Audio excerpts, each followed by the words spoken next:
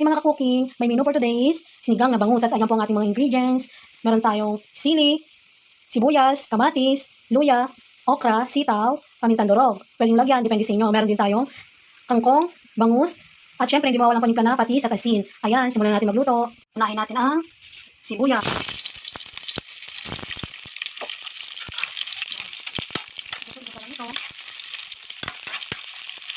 Ito lang. Sunod naman ang luya at kamatis. Basta lang ito hanggang sa golden brown ang kulay. Ito lang.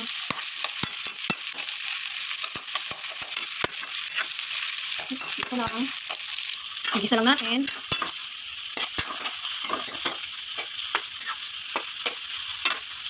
Pakantang itong magkulay brown ng konti.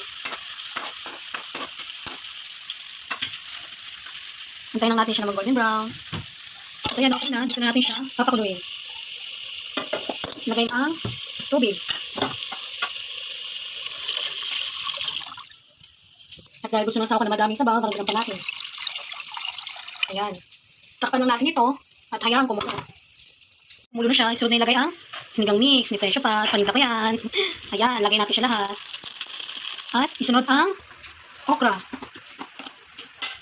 At sitaw. Yan. Isunod na, lagay ang sili yan. Takpan ulit at hayaan kumulo. Isunod na ilagay ang bangus na isda.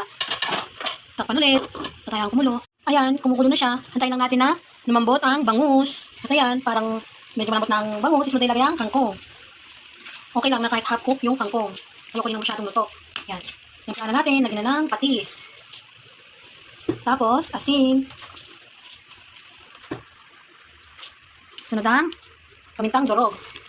Lagyan natin lahat kasi konti na lang. Yan. Panulit natin siya, hayaan kumulo hanggang sa maluto. Tingnan natin kung luto na. Ayan, okay na siya. Patayin na natin ang apoy. Luto na siya. Nalagyan natin sa isang lalagyan. At ayan ang finished product natin. Luto na. Pwede na kumain. Thanks for watching. Don't forget to like and share and subscribe. See you on my next videos. Bye-bye!